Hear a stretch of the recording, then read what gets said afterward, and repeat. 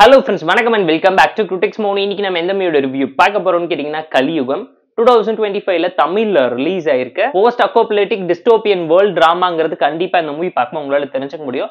2064ல world war 3 முடிஞ்சதுக்கு அப்புறம் மக்கள் பசி பட்னியில எவ்வளவு கஷ்டப்படுறாங்க. அந்த மாதிரி டைம்ல ரெசிடென்ட்ஸ்ங்கிற ஒரு கும்பலை சேர்ந்த எலைட் பீப்புளுக்கு மட்டும் சோறு தண்ணி எல்லாமே கிடைக்கும் போது அடித்தட்டு மக்களுக்கு எதுவுமே கிடைக்காத போது லிபரலிட்டரிங்கிற கம்யூனிட்டிஸ் போராளிகள்லாம் உருமாறி மக்களோட சம உரிமைக்காக போராடி சம்பவம் பண்ணலான்னு களத்துல இறங்கும்போது நடக்கக்கூடிய சம்பவம் என்னங்கிறதுல இருந்து டிவியேட் ஆகி வந்து 3 கேரக்டர்ஸோட இண்டிவிஜுவல் பெர்ஸ்பெக்டிவ்ல ஒரு ட்ரங்கருக்குள்ள ஒட்டுமொத்த கதையை எப்படி இவங்க சொன்னாங்கிறதே இன்ட்ரெஸ்டிங்கா போர்ட்ரேட் பண்ணி காமிச்சது நல்லா இருந்துச்சு.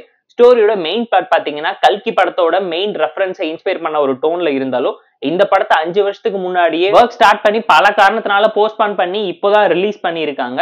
அப்பவுமே கண்டென்ட் ரொம்ப ஃப்ரெஷ்ஷாவும் நியூவாவும் தான் இருந்துச்சு.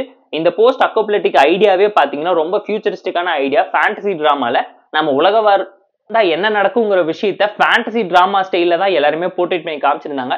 இப்போ ரீசெண்டா கூட தமிழ்ல கடைசி உலக போர்னு சொல்லி ஹிப்ஹாப் நடிச்ச ஒரு டிஸ்டோபியன் வேர்ல்டு டிராமாவை நம்ம பார்த்திருப்போம். அதை விட இந்த படம் பல மடங்கு அரசியல பேசியிருக்கு, ஆணித்தனமான உண்மையை ஹார்ட் ஹிட்டிங்கா பேசியிருக்குங்கிறது கண்டிப்பா உங்களுக்கு புரியும். அதுக்கு முக்கியமான காரணம் என்னன்னு கேட்டீங்கன்னா, இப்போ இந்தியாவில் நடக்கக்கூடிய இந்த வேர்ல்டு வார் பிரச்சனை மூலியமா மக்கள் எவ்வளவு பாதிப்படைய போறாங்கிறத இனிமேட்டு நீங்க பார்க்க போறீங்கிறத தாண்டி நார்த் இந்தியால எவ்வளவோ பிரச்சனை வெடிக்க ஆரம்பிச்சிருச்சு, நிம்மதியா தூங்க முடியாம எவ்வளவு கஷ்டப்படுறாங்க திணறாங்கிறதெல்லாம் நியூஸ் சேனல் பார்த்தாலே உங்களால புரிஞ்சுக்க முடியும். அங்க நடக்கிற விஷயம் எல்லாம் இங்க நடக்க எவ்வளவு நேரம் சார் ஆக போகுதுன்னு கேட்கிற கேள்விக்கு பதில் சொல்ற விதமா இவங்க பண்ணிருக்கக்கூடிய சம்பவம் தான் இந்த படம். ஒரு அண்டர் ரேட்டட் தமிழ் மூவி தான், லோ பட்ஜெட் ப்ரொடக்ஷன்ல எடுத்திருக்கக்கூடிய மூவி தான்.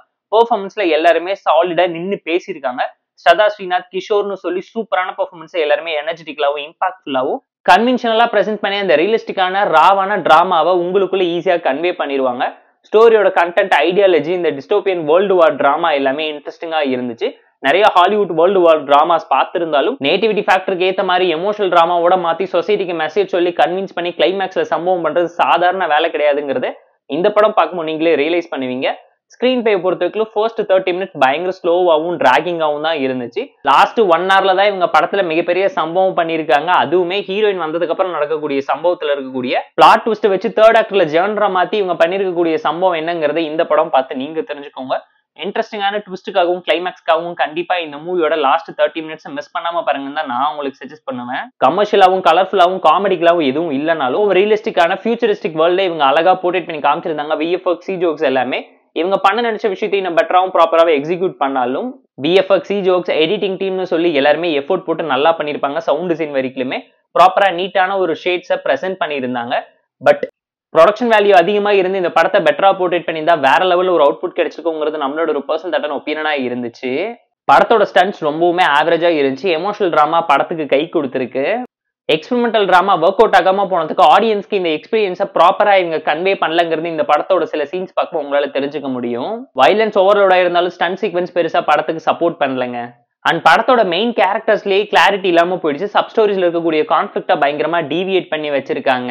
இரலவென்ட்டான சீன்ஸையும் ஐடியாலஜியும் இவங்க கம்மி பண்ணிட்டு ப்ராப்பரான கிளாரிட்டியோட ஒரு விஷனை கொடுத்திருந்தா சூப்பரான ஒரு அவுட்புட் வந்திருக்குங்கிறது நம்மளோட ஒரு பர்சனல் ஒப்பீனியனா இருந்துச்சு.